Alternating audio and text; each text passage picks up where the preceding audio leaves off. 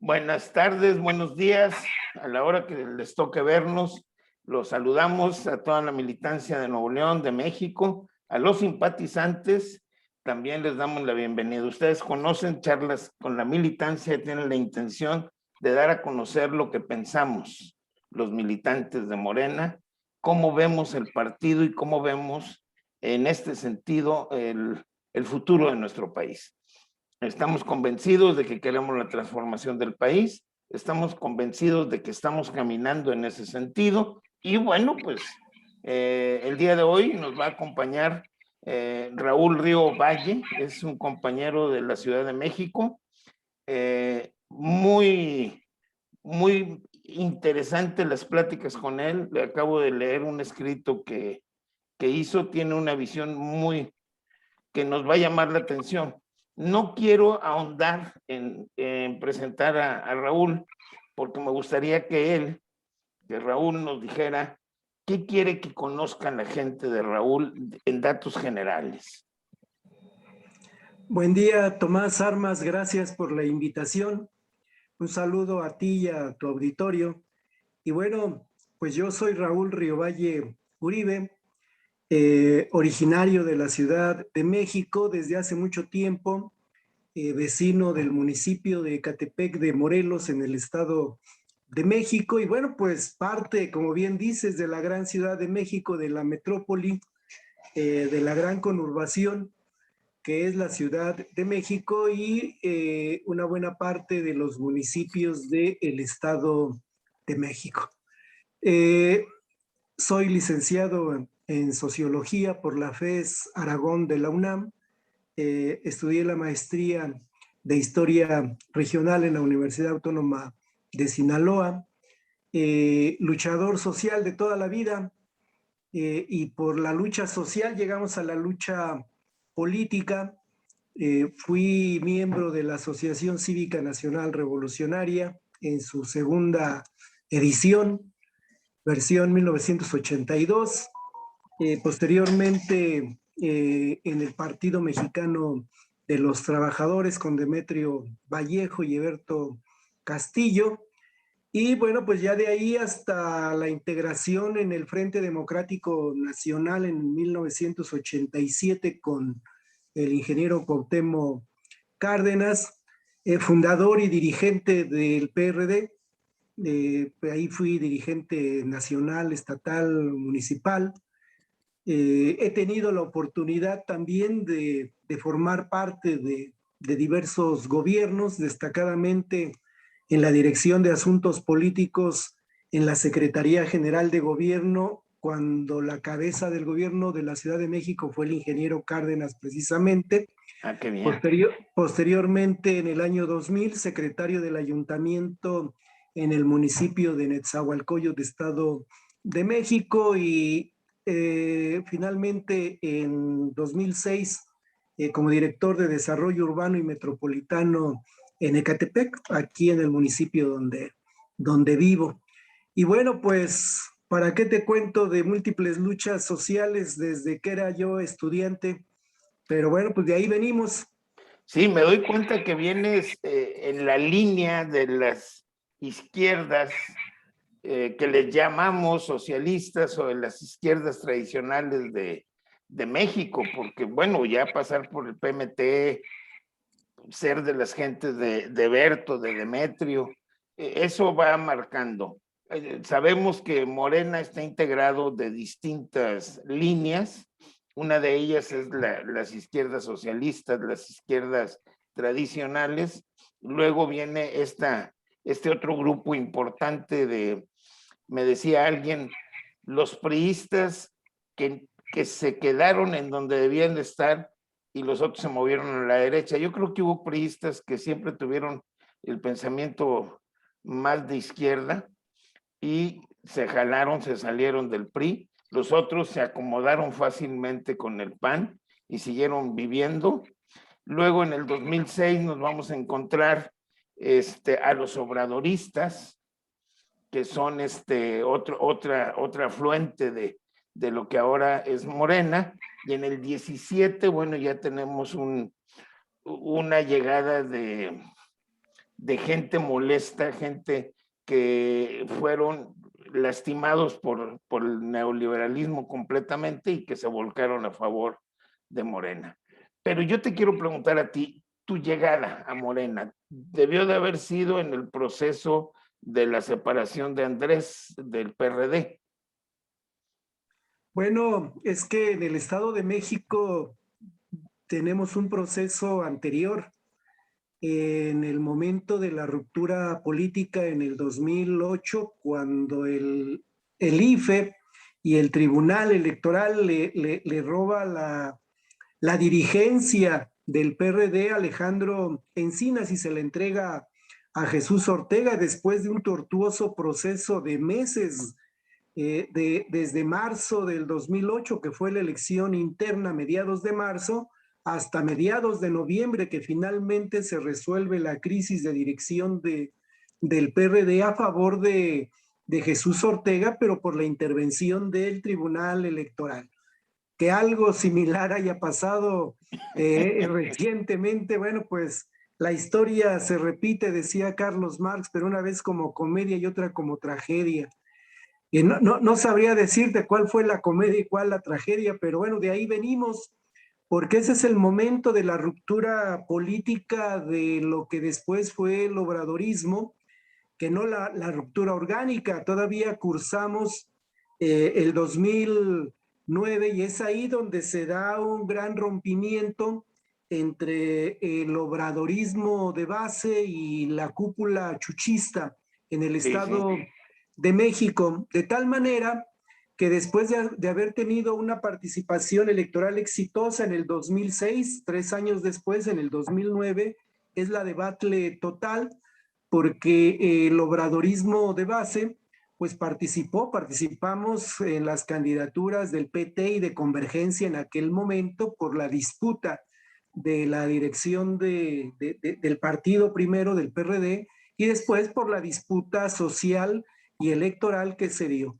En el Estado de México, en el 2009, después de haber tenido un boom enorme en el 2006, se perdieron los principales baluartes que teníamos. Ecatepec, Nesa, Texcoco, Valle de Chalco, o sea, desinflamos al chuchismo, salinismo, y bueno, pues desde ahí venimos. Pero pues tú sabes bien que la ruptura orgánica fue anunciada por Andrés Manuel López Obrador en septiembre del 2013, con aquella frase en el Zócalo de que ni me deben ni les debo. Ahí nos vemos y bueno, pues empezar a construir Morena a partir de septiembre del 2013 y a fines del 2013 y durante todo el 14. la mitad del 2014, estuvimos en la lucha por obtener el registro que finalmente se logró el 9 de julio, que fue el anuncio, cuando se anunció que teníamos registro como partido político nacional. Pues el viernes pasado, casualmente, cumplimos 7 años de tener el registro político. Y bueno, pues, ¿qué decirles? Que Morena es un fenómeno político a nivel mundial que ha crecido aceleradamente, se ha desarrollado aceleradamente, tiene profundas raíces en la izquierda y en la lucha política social de México, por supuesto, pero yo nada más recuento lo que está en el documento que señalas. En el primer año, entre 2014 y 2015, que es nuestra primera participación electoral, exitosa porque se obtiene el 8.8% de la votación nacional y con suma facilidad logra su registro, cuando los pronósticos eran que Morena ni siquiera el registro iba a obtener. Sí. Y en esa elección ya se establecen varias regiones con bastante influencia en el país, entre ellos la Ciudad de México, que se le gana la mayoría al gobierno perredista de Mancera, de Miguel Ángel Mancera. En el Estado de México, pues se gana solamente un municipio, el de Texcoco, y un distrito, que es el distrito 23 de Texcoco, y solamente hay un segundo lugar, que es donde tu servidor participó, en el distrito 22 de Catepec. Pero eso se convierte desde entonces en la primera incursión electoral en el bastión que va a ser a futuro el desarrollo político de Morena.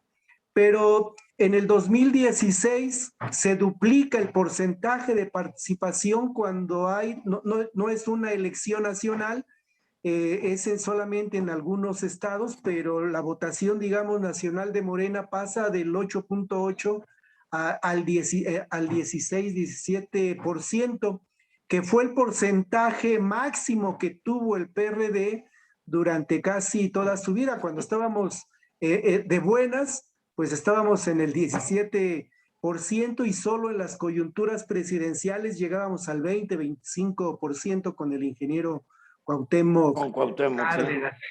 Y en el 2017, que es la antesala de la elección presidencial en el Estado de México, ganamos el gobierno del Estado con la profesora Delfina Gómez Álvarez de Texcoco, pero bueno, pues como acostumbran los de Atlacomulco, a través de un fraude que hicieron particularmente con el voto verde del sur, el Valle de Toluca y el norte del estado, que son y siguen siendo sus bastiones, bueno, pues ahí nos dieron vuelta.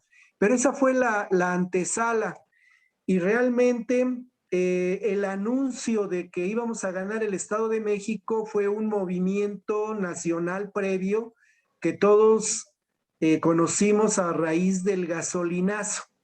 Sí. El 2017, el 1 de enero del 2017, nos amanecimos con grandes movilizaciones en todo el país, pero las que iniciaron fueron particularmente en el Estado de México, en el municipio de Jilotepec. Fue hasta donde yo recuerdo la primera movilización. Jilotepec sí. se encuentra entre la Ciudad de México y Querétaro, en lo que es la autopista, y al día siguiente ya estaban las movilizaciones populares en contra del gasolinazo en el Valle de Toluca, en los municipios de Lerma y Ocoyoacac, a las puertas de la ciudad de Toluca. Al día 3 ya los teníamos en el poniente del Estado de México, en Naucalpan, Tlalnepantla, Tizapán, y en el cuarto día ya estaban llegando a lo que es Coacalco y Ecatepec. Ahí lo pararon brutalmente a través de anuncios escandalosos de que ahí venían los golpeadores y cerraban cortinas, o sea, los rumores. Así pararon ese movimiento, pero yo te digo la perspectiva del Estado de México. A partir de ahí, ese movimiento se extendió a Hidalgo y se extendió al norte del país, cosa que todavía en 2017 era imposible ver movilizaciones, bueno, increíble ver movilizaciones en Tijuana, en Mexicali, en la frontera norte, pues en territorio muy cercano a ustedes, y desde acá, desde el centro, pues veíamos que por primera vez en mucho tiempo la movilización social se abría paso en el norte del país. Yo señalo todo esto porque creo que socialmente es así como fue expandiéndose el obradorismo hacia el Bajío y hacia el norte en la coyuntura previa al triunfo del 2018. Bueno, la visión que tenemos acá es un tanto, es muy, muy interesante, muy amplia tu visión. Nosotros pensamos que el obradorismo viene del 2006, del desafuero. Ahí es donde nos integramos la gran mayoría. El detonante para las movilizaciones nacionales, definitivamente para nosotros, fue la desaparición de los 43 de Ayotzinapa. No se participó profundamente en muchas movilizaciones como el gasolinazo, sí había, pero no era profundo. Pero Ayotzinapa sí logró mover a todo el país. Nuevo León fue uno de los países, de los estados que tuvo movilizaciones importantes.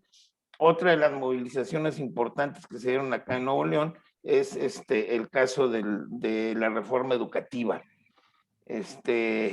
Y a partir de ahí fue cambiando el pensamiento. Yo recuerdo en el 2015, Raúl, que llegábamos a las casas aquí en el norte, llega un amigo de México y nos dice, no, yo les voy a enseñar a brigadear.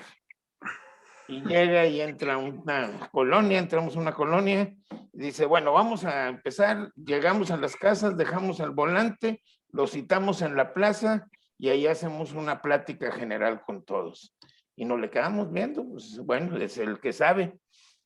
Hizo lo que había dicho, entregamos volantes, nos fuimos a la plaza y nos quedamos solos. Una gente, dos gentes llegaron a la plaza. Dijimos, no, mira, nosotros brigadeamos de esta manera. Nos repartimos la colonia, caminamos y platicamos con cada puerta que se queda abierta después de que saben que somos de Morena o que venimos de parte del licenciado Andrés Manuel. ¿Cómo? Sí, porque aquí todavía nos rebotan las puertas una tras otra. En el 17 empiezan a abrirse las puertas. En el 17 nos dan la oportunidad de platicar. Había dudas en cuanto al licenciado, les platicábamos los avances de la Ciudad de México y la gente fue entrando en ese proceso. Los indignados, porque yo así digo que es un grupo que se da en el 17, los indignados mexicanos, se empiezan a volcar a favor del licenciado, pero me pregunta alguien y irónicamente, cínicamente les digo, bueno, nuestro mejor promotor fue Peña Nieto, porque la corrupción llegó a tal grado que casi nos echaba porras a nosotros que hablamos de honestidad. Lo de Ayotzinapa fue algo que nos permitió despegar y en ese sentido se fue dando. Ganamos, llegamos a la presidencia, Raúl. El país se volcó, 32 millones de votos para Andrés Manuel. Ganamos Nuevo León, porque Nuevo León, ustedes lo piensan como que era imposible de ganar, lo ganamos. La diferencia, no recuerdo, 50,000, 100,000 votos. Esa fue la diferencia con lo que ganamos, pero ganamos Nuevo León. Entramos en un proceso donde llega una JCOL que empieza a hacer cosas contrarias al desarrollo de Morena. ¿Cuál es una? Primero que nada, detener el Instituto Nacional de Formación Política. Segundo, empezar a politizar muchas situaciones adentro y a judicializar procesos. Nos perdemos el tiempo en ese proceso, nos llega la pandemia, nos detiene todo el proceso. En el 19 vamos por fin a un congreso y nos lo judicializan yo no tengo muy claro todavía y te lo comento, si fue Rosas, el suplente de Monreal, que sí metió mucho, o fue directamente, porque aquí fueron los grupos de Jacob los que promovieron que las cosas estaban mal. Y me dicen que en otras partes fue Rojas Rosas, ¿verdad? Creo que se llama. Rojas Díaz Durán. Rojas Díaz Durán. Entonces, en ese sentido, yo no veo quién, pero nos detuvo en el proceso a los de Morena. Nos llevó por un camino donde, a final de cuentas, quedamos sin dirigencia, quedamos indefensos, vinieron algunos dirigentes, no cumplieron, según muchos de los militantes, con las expectativas que se tenían, y en este momento nos hallamos pues prácticamente desorientados. ¿Qué piensas tú en ese sentido? Bueno, tocas dos temas, uno en relación a lo que estaba yo comentando y rápidamente lo digo, ciertamente la resistencia al Pacto por México inició con los profesores. O sea, sin la resistencia magisterial, yo creo que no estaríamos hablando ahorita de otras cosas. Lo de Ayotzinapa tuvo un antecedente que es el de Tlatlaya, que fue una primera llamada de atención, una masacre de militares en Tlatlaya, Estado de México, de donde era exgobernador el entonces presidente Enrique Peña. Pero sí, la llamada, yo creo que es la ruptura inicial. Lo de Ayotzinapa fue un golpe directo al corazón y a la conciencia de los mexicanos. O sea, la indignación que surgió de ahí se fue desarrollando y es lo que dio pie, en mi opinión, a que un movimiento político como el de Morena fuera creciendo aceleradamente entre el 2015, 16, 17 y llegara con el éxito del 18. Y tú señalas bien que y es lo que yo trataba de decir, el 17 es el momento en que se rompen todos los paradigmas y la sociedad se desborda a favor del obradorismo y de López Obrador en particular. Ya lo demás, pues es historia, ya lo conocemos, el 2018. La otra parte, el triunfo se convoca a un congreso extraordinario porque, como dice el estatuto, terminando el proceso federal, Morena renueva sus dirigencias, como está sucediendo ahorita, sucedió hace 3 años. Nada más que López Obrador convoca al Congreso de agosto del 2018 y ahí hacen una prórroga del mandato del Comité Ejecutivo Nacional que estaba en ese momento. Él se separa ya definitivamente y queda al frente queda esta Jacob. Pero si tú vas al estatuto que está publicado y vas hasta sus últimas páginas y observas los artículos transitorios que se aprobaron en el Congreso de agosto del 2018, te dice con toda claridad que el mandato de Jacob llega hasta el 20 de agosto al 20 de noviembre del 2019, es decir, un año más. Sí, sí. Y dice con claridad y mandata el Congreso Nacional. Dice, se creará un Instituto Nacional de Formación Política. Y le ponen director y su director es el Fisgón. Y se dice, de la mitad de los recursos, que fueron 1,400 millones para el 2019, la mitad de esos recursos es para formación política. No se cumplió. Sí, que era lo que yo te comentaba. O sea, y así hay una serie de acuerdos que por Congreso, o sea, es el máximo órgano de dirección. Desacatar las instrucciones del Congreso en cualquier parte del mundo te deja fuera del partido. Sí. Pero bueno, aquí no sucede. Pues no sucedió eso. No sucedió. ¿Por qué? Porque no hay, en mi opinión, una cultura partidaria en Morena. Sus militantes no son militantes. No conocen sus derechos partidarios y no saben cómo ejercer esos derechos partidarios, ni internamente ni legalmente. En el PRD, que había y demás, ese fue uno de sus problemas, cualquier militante de base hubiera hecho que se aplicara los acuerdos del Congreso Nacional. Aquí no sucedió y la historia es así. ¿Quiénes judicializaron? Esa es tu pregunta. Sí, lo judicializó la gente de Jacob, lo judicializó la gente de Monreal, o sea, Díaz Durán particularmente, y lo judicializaron gentes de Marcelo Ebrard, particularmente del equipo de Mario Delgado, y desde la oficina del hoy representante, de diputado hoy representante ante el INE, desde ahí de Gutiérrez Luna, del diputado Gutiérrez Luna, desde ahí judicializaron el proceso electoral. ¿Por qué lo judicializaron?